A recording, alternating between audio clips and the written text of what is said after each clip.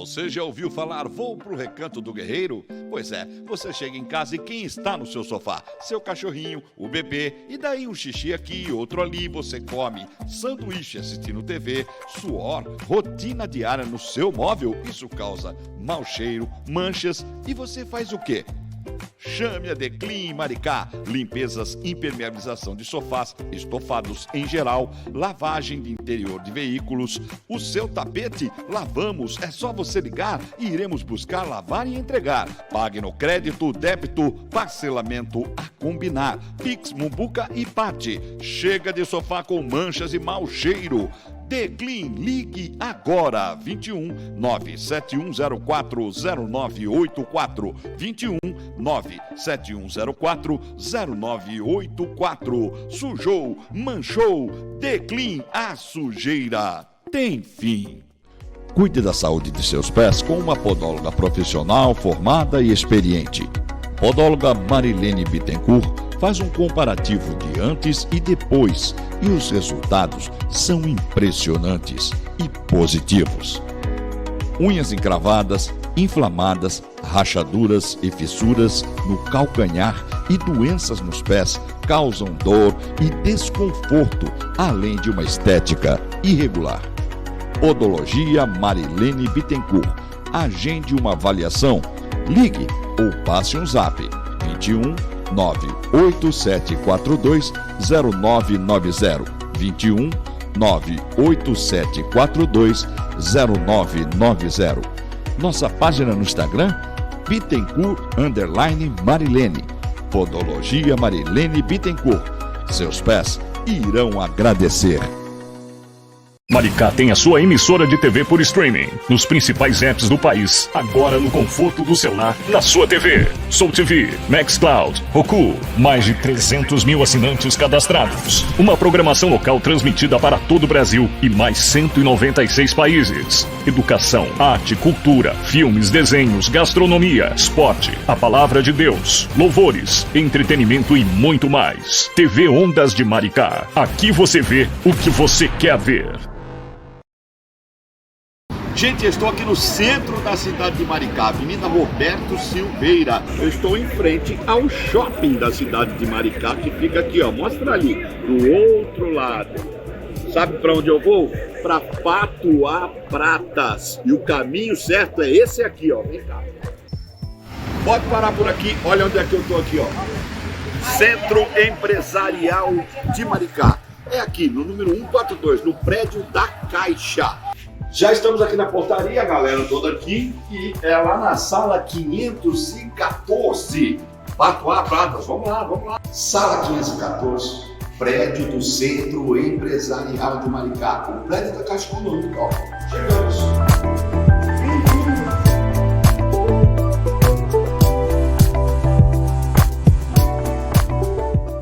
Venha conhecer a Patuá Pratas. Há 4 anos no setor de joalheria em Maricá. Produtos genuínos e atendimento com a excelência que você merece. Pratas 925, design atual e muito bom gosto. Sempre com modelos que irão impactar e combinar com sua elegância. Venha conhecer nossos mostruários e peças de perto e comprove. Patuá Pratas, o toque de requinte e qualidade para o seu dia a dia.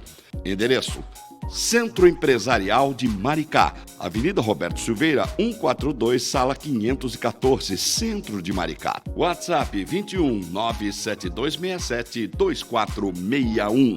Patuá Pratas, ousada, prateada, livre e feliz. O Betsul mudou. Sua paixão pelo esporte é o nosso combustível para continuar inovando. Por isso, evoluímos e estamos prontos para receber as suas apostas.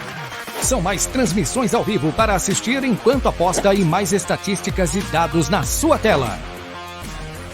Tudo com suporte 100% em português todos os dias da semana. Betsul, a melhor casa de apostas da América do Sul.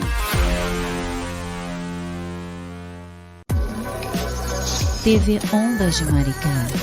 Aqui você vê o que você quer ver.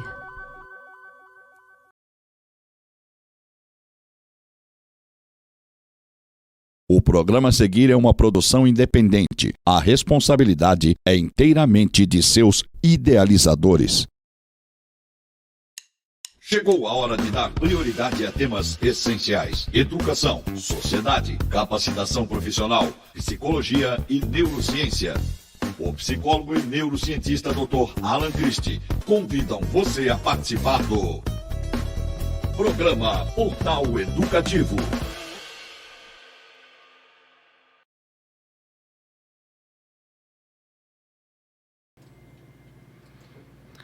Fala aí, gente boa aqui da TV Ondas de Maricá. Estamos iniciando mais um programa Portal Educativo e vamos dar continuidade à nossa série sobre inclusão, caminhos e desafios.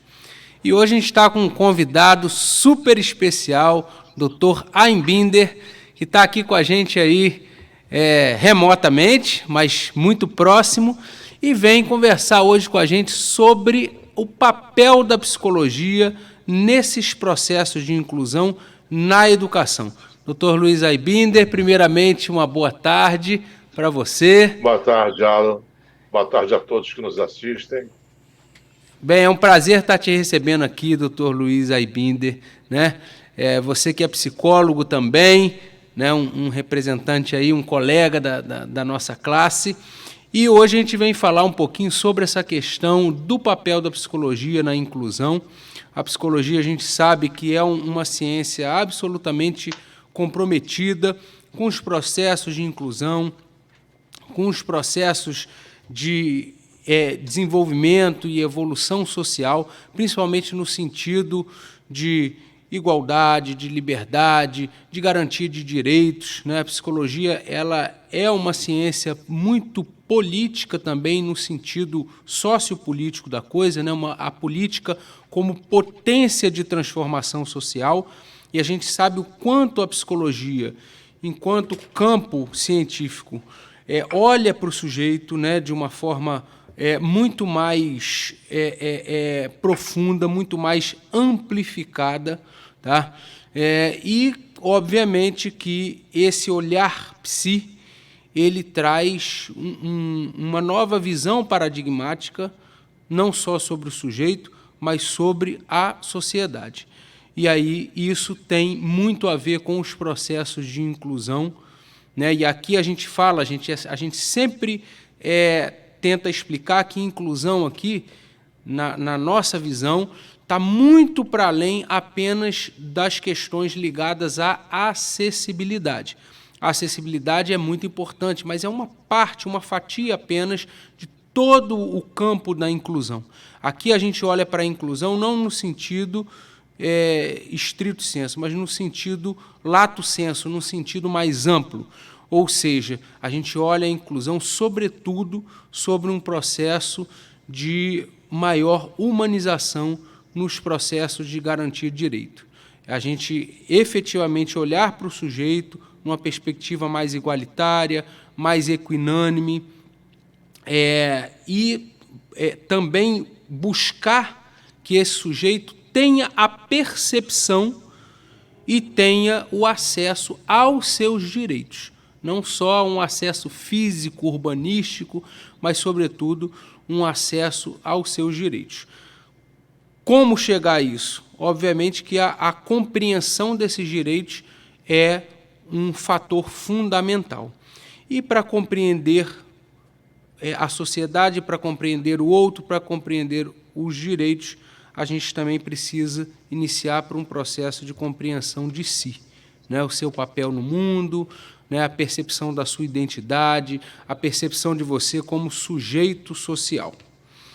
E aí, doutor, para a gente iniciar essa discussão, esse debate, eu primeiro, claro, gostaria que você se apresentasse para o nosso público. Aqui a gente tem um público misto que nos acompanha, que envolve técnicos, profissionais liberais, profissionais de educação, família, né,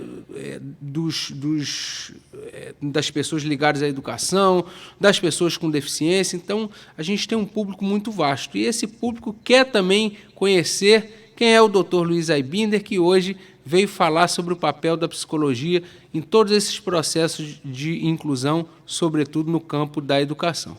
Então, com a palavra, o Dr. Luiz Aibinder. Eu sou psicólogo clínico há 45 anos, desde 77. Já rodei muito por aí, já fui psicólogo da Polícia Federal, já trabalhei em presídio ali na Frecaneca, que tem um hospital, tinha um hospital psiquiátrico. Agora não tem mais um presídio da Frecaneca. Eram 3 penitenciárias e um hospital psiquiátrico. Eu trabalhava lá, eu trabalhei em manicômios, que chamam de hospício, mas muito na prática clínica e muito como professor. Sou professor, eu tenho uma turma que já está comigo há 22 anos, já pode ir para o Guinness. Tem uma certa rotatividade, uma turma de adultos que cada um melhora de vida. E outras turmas também, acabei de dar agora, há minutos atrás, a aula para Receita Federal. Eu tenho muita experiência nesse aspecto. Mas na educação direta eu não tenho essa experiência. Sim, no mundo escolar, no mundo acadêmico, eu não tenho essa experiência, embora tenha dado aula em pós-graduação. É claro que... Em relação à educação... Pode falar, desculpa. Não, só o fato de você atuar, né, nas funções de magistério, na docência, né, isso já te traz um olhar muito sensível ao campo da educação, né? O magistério ele corre nas nossas veias, né? Eu também leciono no âmbito da psicologia e, quer dizer, isso tá muito impregnado em nós, né? A docência. Eu dou essa aula para o público geralmente adulto, e uma afirmação que eu ouço com tanta frequência: por que eu não aprendi isso na escola? Pois é. Assim, distorções cognitivas, Sim. Crenças irracionais, uma série de coisas que as pessoas falam: para que eu aprendi raiz quadrada, mas não me ensinaram isso? Para que eu aprendi equação de segundo grau, mas não me ensinaram tal coisa? Então, na escola, esse ensino formal é necessário, Agora, eu acho que está incompleto. E para todas aquelas inclusões que você fala, falta uma educação emocional. Esse que é a minha visão. Agora, eu não sei como é que está o movimento, mas existe um movimento para a psicoeducação. As crianças estão recebendo psicoeducação.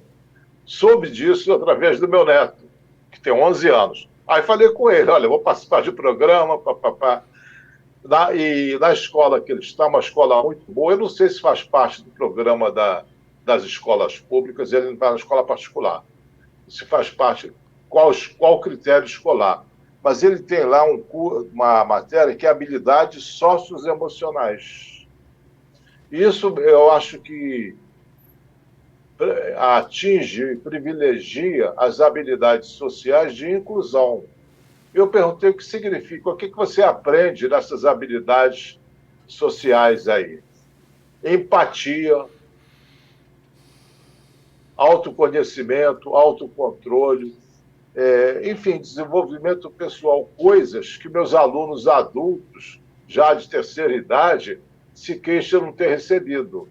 Porque os pais não estão preparados culturalmente para passar esses valores. A escola ela é para instruir, mas não dá para educar. E os pais também não têm formação adequada para educar. Essa lacuna está sendo preenchida agora por essa habilidades socioemocionais. Sendo assim, essas crianças podem se desenvolver no futuro, por exemplo, fazendo menos bullying, compreendendo o ponto de vista das outras crianças, das pessoas que têm dificuldades, deficiências, etc. Eu acho isso uma necessidade fundamental. E, assim, na realidade, a gente vê que os índices, né, de situações assim mais críticas nas escolas são bastante preocupantes, né? A gente tem índices altíssimos de bullying, como você citou, de depressão infanto-juvenil, de tentativas de suicídio ou, né, suicídio mesmo, agressividade no âmbito escolar, enfim, transtornos de ansiedade, né, alterações de humor, alterações de comportamento. Então, isso a gente vê que, nos últimos anos, isso vem tendo uma crescência, né? E, com a pandemia, a gente viu, na realidade, a coisa se agravar um pouco mais, principalmente nesse retorno agora, né? E eu falo, como profissional da área, eu sou também concursado aqui da rede de Maricá e tal, e tenho acompanhado, tenho feito muitas palestras, inclusive nas escolas, não só para os alunos, mas para os pais, para os educadores, para os familiares, enfim. E muito bem colocado por você, e é uma coisa que a gente constata na prática profissional, é que há, de fato, um despreparo, não só dos pais, mas até muito dos educadores também. Essa questão da educação emocional nas escolas, que já é, na realidade, algo pedido, solicitado, né, esperado há muito tempo, não está ainda como uma adoção universal, né? Você inclui isso nas matérias e nos conteúdos da parte curricular não obrigatória, né? Dos conteúdos adicionais e tudo mais, mas, na verdade, isso deveria até estar já compondo o currículo obrigatório, porque se tem uma coisa que hoje é fundamental, é a gente trabalhar o sujeito nos seus vários aspectos biopsicossociais. E a formação educacional, e aí a gente fala de cidadania, mas a gente fala também de subjetividade, a gente fala da formação social, a gente fala da formação familiar, ela precisa também ser temática dentro das escolas. E aí, doutor, a gente tem um projeto de lei, na realidade, hoje, uma lei já aprovada desde 2019, que é a Lei 13.935, que prevê psicólogos e assistentes sociais nas escolas, né, como componentes das equipes escolares.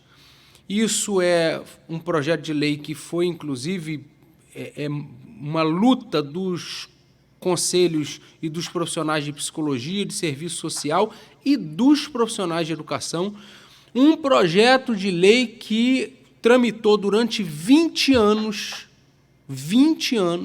no Congresso Nacional, indo, vindo e tal, e sofrendo reformas, sofrendo modificações. Você vê, né? Às vezes se aprova aí pautas tão menos importantes de um dia para o outro, né? A gente vê, às vezes, até votações... Menos importante para quem? Pois é, exatamente. Então, aprova-se aquilo, empurra-se isso, né? Assim, de um dia para o outro e tal, aquele negócio quase que na surdina. Mas, claro, existem interesses outros, né? E essa temática, né, de você trazer o olhar psi, de você trazer o profissional de serviço social que vai fazer a articulação, inclusive do exercício pleno de cidadania, do acesso aos benefícios sociais, e o psicólogo trazendo o olhar psi, discutindo ali o projeto político-pedagógico nas escolas, discutindo os conteúdos, inclusive os conteúdos para as pessoas com deficiência, né, discutindo ali, inclusive, a inclusão dessa parte de educação emocional, né, de competências socioemocionais e por aí vai. Demorou 20 anos para a gente ter a aprovação. Como se não bastasse, esse projeto, essa lei é de 2019, e a própria lei diz que os sistemas de ensino disporão de 1 ano, a partir da data de publicação dessa lei, para tomar as providências necessárias ao cumprimento de suas disposições. Ou seja, a lei tinha 1 ano para ser implantada no Brasil todo, na educação básica. E, na realidade, a gente já tem aí, de 2019 para cá, quer dizer, estamos indo para 3 anos, e a gente vê que a implementação ainda é embrionária, infelizmente. Então, eu queria que você opinasse... O Brasil é o único país do mundo que eu acho que, quando é feita uma lei, se levanta a seguinte questão: será que essa lei vai pegar? Isso é um absurdo, esse tipo de raciocínio. Será que essa lei vai pegar? Eu acho que estão tão surreal. E será que essa lei vai pegar? E também botar um psicólogo na escola para fazer um atendimento individual, eu acho que ainda é muito pouco. Tinha que ter um atendimento coletivo, palestras para os alunos, palestra para os pais, uma coisa bem ampla, porque com a educação emocional e com a educação formal, você vai diminuir a criminalidade e gravidez precoce. Isso já tem estudos que provam isso. Então, esses males que afetam a nossa sociedade nesses sentidos podem ser mitigados. Não digo zerados, mas mitigados. Porque as pessoas se desenvolvem sem base. Você sabe que se você for comprar um macaco ou um papagaio, tem que ter licença do IBAMA. É difícil você conseguir essa licença do IBAMA. Você vai desistir, porque no papagaio você tem que fazer sexagem, DNA, peso, uma série de coisas. E macaco também, algumas exigências parecidas. Muito bem. É razoável? Talvez seja. Para ter filho, você precisa de alguma qualificação que não seja a capacidade física de gerar? Se fala em planejamento familiar, se ensina isso, se conversa sobre isso, né? Onde se conversa sobre isso, né? Em quais espaços? Por exemplo, o espaço escolar, que é um espaço tão fértil, né? Você tem uma juventude hoje, né? Já muito imersa no mundo, inclusive digital, né? Que tem acesso às informações. Por que, então, não discutir isso, não problematizar isso? Né? Não trazer isso à baila de uma discussão mais coletiva, como você bem falou. Lembrando, gente, que o psicólogo escolar, o objetivo dele não é clínico, né? Não é de atender, mas é exatamente de cumprir esse papel que o doutor está falando, de trazer ali as técnicas e o olhar da psicologia para uma discussão sobre temas que afetem o ser humano, né? Que sejam sensíveis não só as ao crianças, como aos pais das crianças. Sim. Porque eles não estão preparados para educar os filhos. Fisicamente, sim, mas para educar os filhos, eles não receberam a educação adequada, como é que eles vão transmitir? Qual o modelo de educação que ele vai passar para os filhos? Quais são as maiores dificuldades que você hoje enxerga, doutor, em relação a esse diálogo família-escola e pais e filhos? Os pais não se fazem respeitar. Os pais terceirizam a obrigação de educar para a escola. A escola tem que instruir, mas não tem que educar. Mas os pais ainda botam a culpa no professor. E quando o filho é mal criado, qualquer coisa, vão lá, ameaçam, dão queixas. Eu tenho clientes que eram professora da rede pública, que o filho falava assim: eu vou chamar meu pai aqui, meu pai é traficante, ele vai brigar aqui. Sabe, as professoras ficavam coagidas pelas crianças, filhas de bandidos. Como é que pode isso? Entendeu? Assim, como é que uma professora pode se desempenhar bem num ambiente desse? Não digo que seja uma regra geral, mas o desrespeito à figura do professor é muito grande.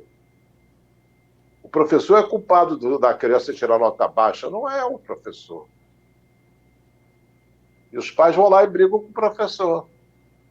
E na escola particular, meu pai é que paga a escola, meu pai é que paga seu salário, ainda bota essa banca.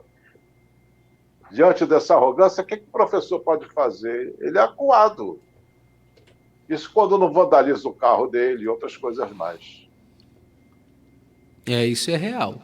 Isso acontece mesmo. A gente tem real e dramático. E dramático.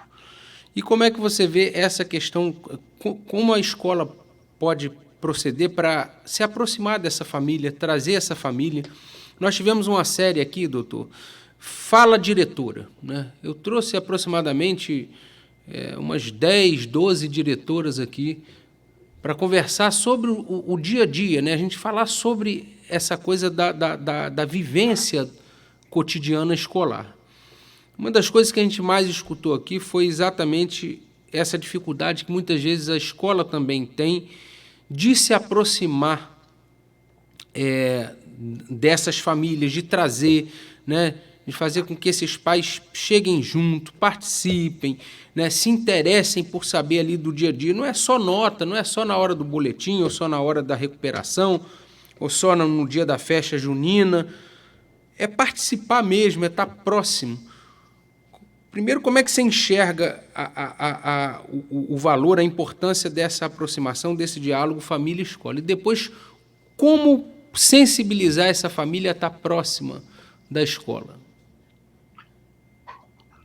É uma pergunta muito difícil. Por exemplo, se essa família recebe benefícios governamentais, vincular esses benefícios à presença dela em certas reuniões. Seria uma maneira de forçar a barra e, a partir dessa forçação de barra, abrir espaço para um esclarecimento. A escola dispõe, obviamente, de espaço físico, então já seria um grande problema resolvido. Pegar num fim de semana, num sábado, os pais para fazer isso, os pais para colaborarem com as professoras, para pintar a escola, para fazer ou isso ou aquilo, palestras educacionais do ponto de vista sociologia, do ponto de vista psicologia, eu acho que seriam boas medidas. Mas isso eu estou falando assim superficialmente. Tem que ver todas as implicações. Mas sem esse tipo de educação, não vai prosperar. Não vai prosperar essa coisa de deixa para lá, vamos dar a nota, passa de ano e acabou. Por isso que a gente vive essa sociedade tão degradada. Sim, sim, sim. E aí, quais seriam os remédios, assim, para a gente tentar minimizar isso e... Essa educação psicossocial. Por exemplo, nos Estados Unidos, aqueles casos de bullying que, de vez em quando, um pega uma arma, mata meia dúzia. Aqui já teve, aqui também no Rio de Janeiro, foi em Realengo. Teve a tragédia de Realengo, sim. Aquele aluno já adulto tinha sido sofrido bullying na infância. Aí ele foi lá, se vingou de uma geração ou duas depois da dele. Na medida que você tem uma educação psicossocial, os bullying vão diminuir, seja lá nos Estados Unidos, seja aqui. Aqui o bullying ainda não chama tanta atenção, porque tem menos acesso à arma. Mas quantas agressões e sofrimentos são impostos às crianças que são, aspas, diferentes? Um pouco mais gorda, um pouco mais cheia, uma deficiência física. Quanto que elas sofrem? Está entrando uma ligação aqui.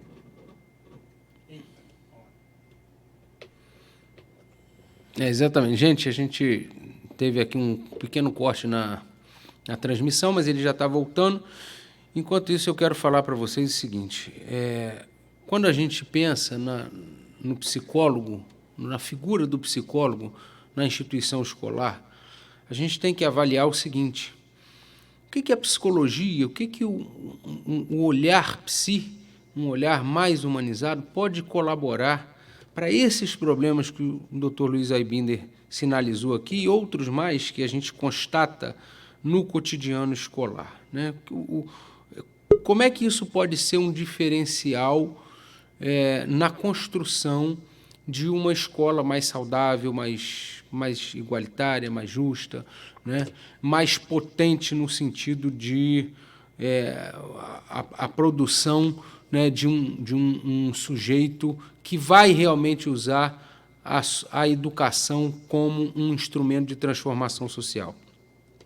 Porque a psicologia tem essa sensibilidade do olhar ao sujeito, porque a psicologia estuda o desenvolvimento humano, porque a psicologia estuda os intervenientes psicológicos no processo de formação do sujeito, inclusive no processo de escolarização, que é um processo, como bem disse o Dr. Luiz Aibinder, voltou aqui, já está com a gente aqui de novo na transmissão, não é um processo só, né, doutor, de transmissão de informações.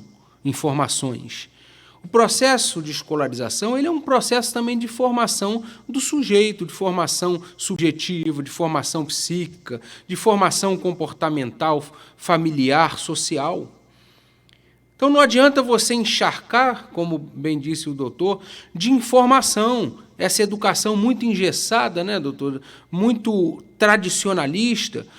É importante aprender uma equação de segundo grau? Sim. Mas é importante também aprender a aplicação da empatia, né? Aprender a lidar com o outro, aprender a mediar conflitos, por que não? Então, nesse sentido, né, doutor, que eu acho que a educação, a psicoeducação, talvez, né? A educação emocional seja importante. A escola ensina a pensar. Uhum. Agora, o psicólogo pode ajudá-la a pensar correto. Aquele pensamento engessado, A mais B, 2 mais 2, aquela tabuada, é uma coisa muito engessada. Mas a pessoa ela fica um papagaio de repetição. Um gravador podia fazer aquilo muito bem, mas isso não privilegia a capacidade da criança questionar, de pensar, de raciocinar. Isso aí faz falta. A escola comete muitos erros. Eu estou falando da minha época de escola primária, que já faz 1000 anos aí. Antigamente, tinha uma fitinha verde para quem tinha nota boa, uma fitinha amarela para quem tinha nota mais ou menos. Pô, mas isso é estimular a competição, tinha que estimular a cooperação. Sabe, você já botava as crianças em patamares diferentes. Então, cadê a educação adequada? Que cada um colabore com o outro. Não é uma disputa, e sim uma cooperativa. Seres humanos sobreviveram porque cooperaram uns com os outros durante toda a história da humanidade.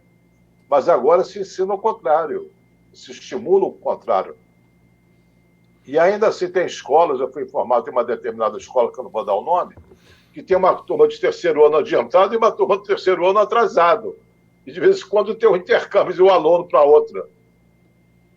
Pô, não, isso e você... é muita picada. Escola particular, bem paga, cara. Você falou uma palavra que eu acho que é uma palavra-chave, até para essa discussão que a gente está travando aqui, e até para a gente pensar na inclusão também sob o olhar da psicologia, que é a cooperação. Né? E aí eu vou trazer dois autores que já nos sinalizaram isso.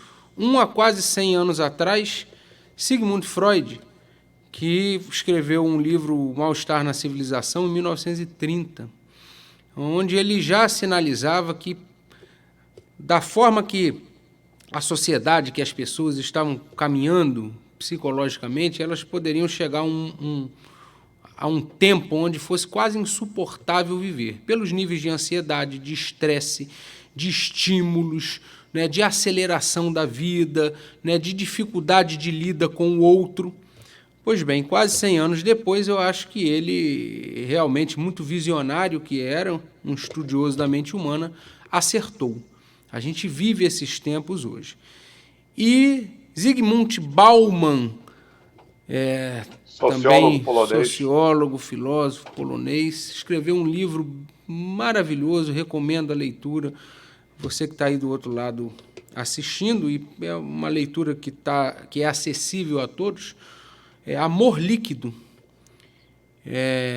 Aí, claro, agora mais recente, né, em 93, e ele fala exatamente sobre essa característica das relações, dos afetos, dos vínculos, que estão líquidos mesmo, né? Escorrem pelas mãos. As pessoas estão com uma dificuldade muito grande de dar sustentabilidade aos seus vínculos e aos seus afetos. E aí, nas palavras dele, ele falava o seguinte: se você quebrar a tela do teu celular, você pega essa, não vou trocar a célula porque a tela do celular é cara, é melhor comprar um novo. O sapato está com defeito, você compra um novo, o seu até às vezes é quase o preço de um novo. E essa mentalidade dos objetos é transferida para a pessoa. Se teu parceiro ou parceira deu defeito, você pega a troca pela novidade. Por isso que são amores líquidos. Exato. Não tem uma consistência, uma durabilidade. Tem uma obsolescência programada. No primeiro defeito você descarta, vai para outro. E vai assim de galho em galho o resto da vida. Exatamente. Se a gente está na era da descartabilidade, né, das coisas, ela chegou também a uma descartabilidade das pessoas, né? É como se a gente pudesse descartar os sujeitos, os afetos, os vínculos, com a mesma facilidade e com a mesma... Diz um amigo meu que mulher é igual a carro. Quando fica velho e faz barulho, está na hora de trocar.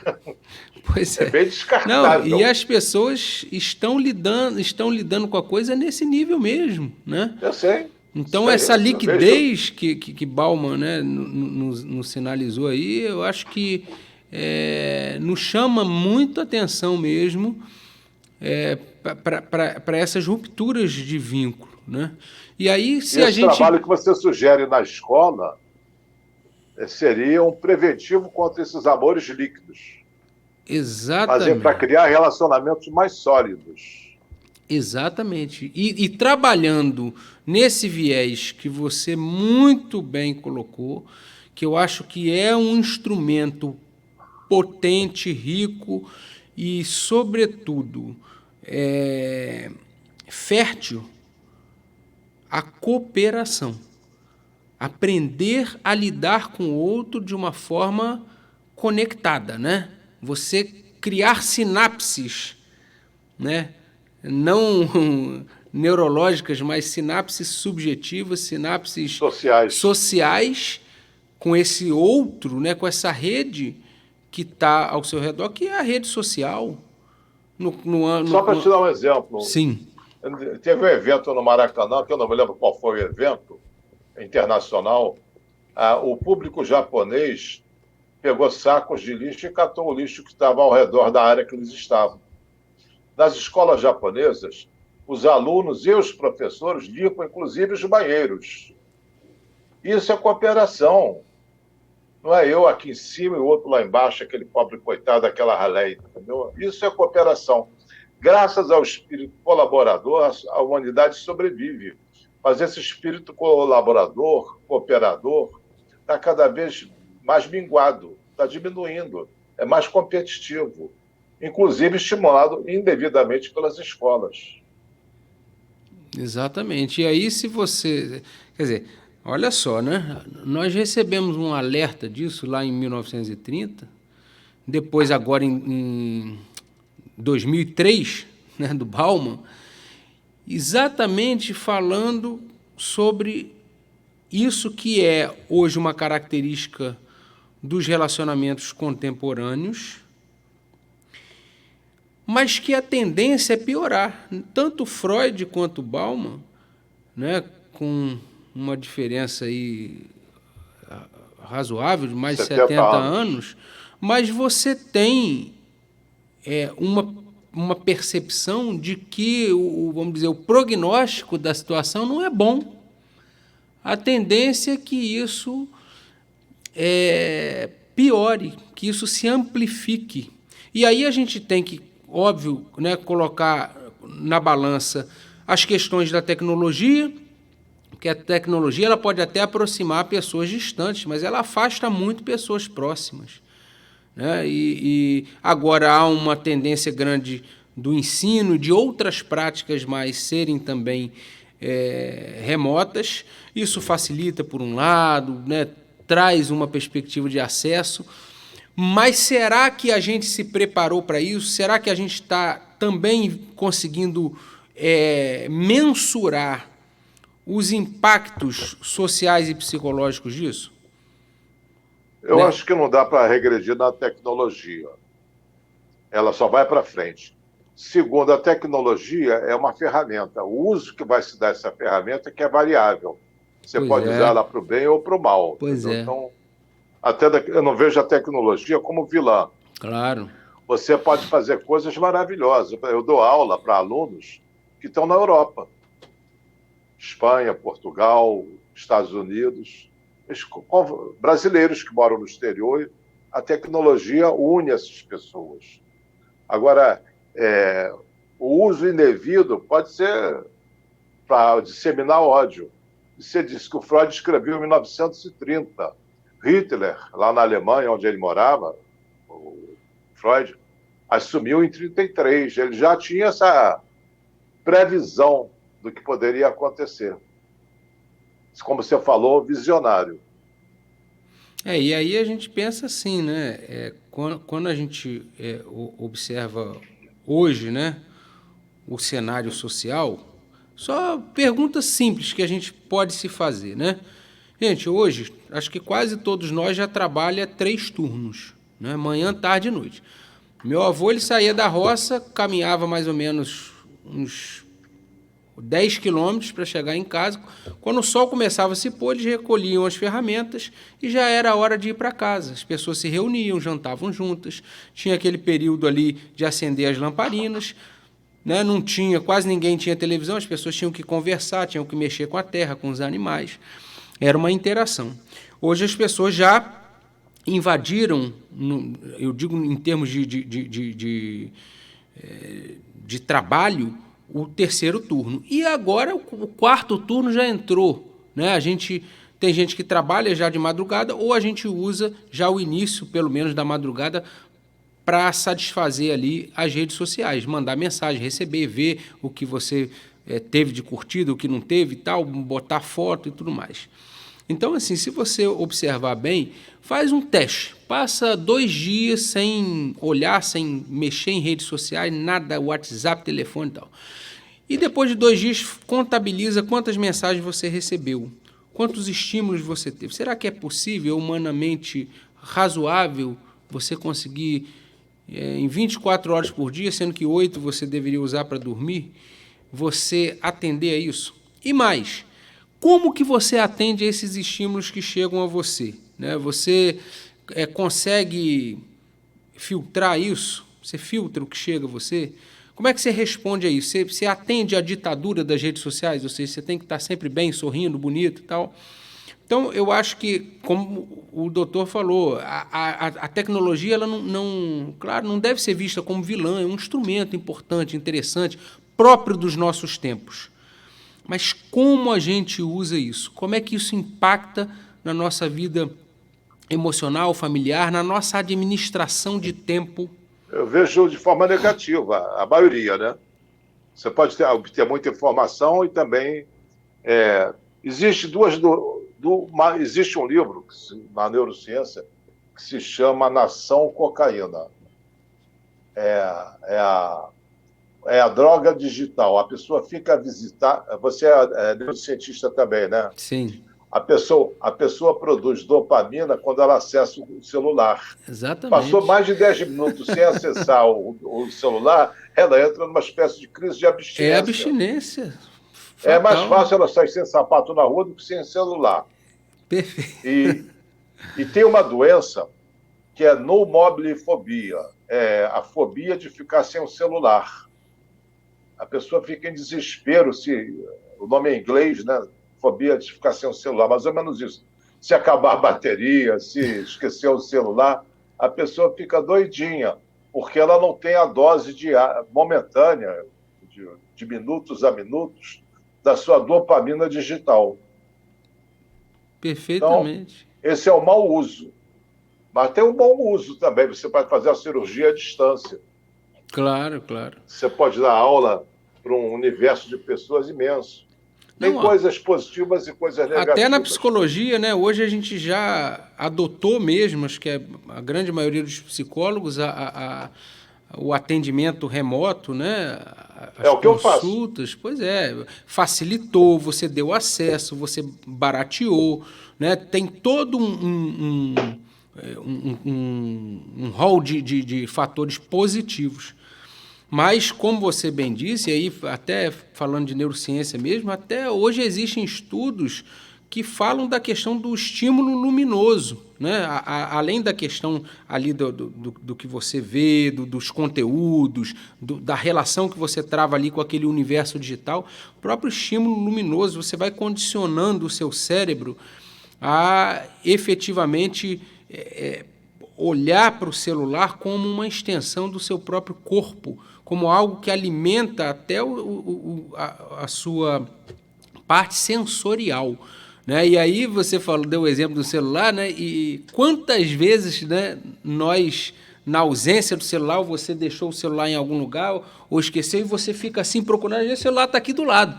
Mas só o fato de você não estar ali tocando nele, ou olhando ou sentindo, você já fica no desespero de que não vai achá-lo. Então, isso nos sinaliza mesmo para uma dependência. Tá perto, né? Pois é, exatamente. Foi feito um levantamento agora recente do número de celulares, né, no Brasil. Você tem hoje 220 milhões de pessoas, né, população, e você tem 600 milhões de celulares hoje ativos. Quer dizer, as pessoas já estão... Não é mais um por pessoa, né? Você já tem vários por pessoa. Tem gente que tem celular ativo que nem usa direito, 3, 4. Eu mesmo acho que ando já com 3 atualmente. Porque vai enchendo de memória, você divide, bota um aplicativo em um, no outro. Enfim, então usa um para família, outro para trabalho. Quer dizer, mas isso te invade. Existe um ônus também, né? Tem um bônus, mas existe um ônus e a gente precisa falar disso. E talvez, eu acho que na questão da própria escola, o psicólogo ele pode e deve provocar essas reflexões também, né, doutor? Eu faço isso em relação ao meu neto, quer dizer, indiretamente através do meu filho, que ele coloca o garoto para fazer muitas atividades longe de telas. Ah, sim, perfeitamente. Entendeu? Aula de skate, aula disso, sabe? Você tem atividades que o afastam da tela, porque aquilo dali tem uma atração magnética, né? Ele fica fissurado na tela. Exatamente. Jogos que ele joga com gente de outro lugar, de qualquer... Tem lá os nomes lá dos jogos deles, eletrônicos, e tem que botar o garoto para atividades prazerosas distante das telas. Porque senão ele não tem atividade física, não tem atividade social adequada.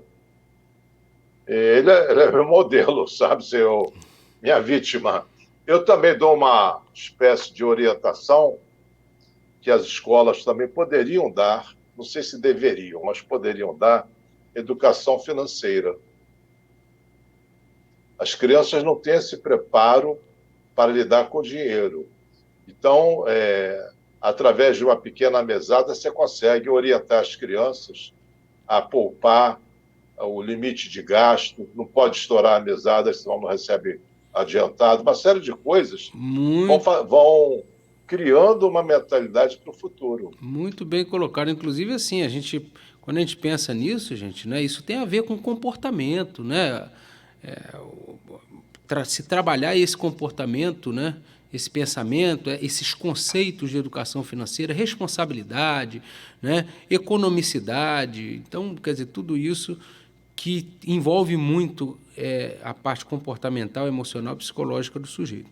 Doutor Luiz Aybinder, eu costumo falar aqui para os meus convidados que o tempo aqui, ele não passa só cronologicamente, né? Ele passa logicamente porque a gente não percebe, né? A gente entra numa imersão aqui, um papo gostoso, uma entrevista que vai fluindo e as temáticas vão surgindo, e quando a gente vê, o tempo cronológico nos dá uma rasteira.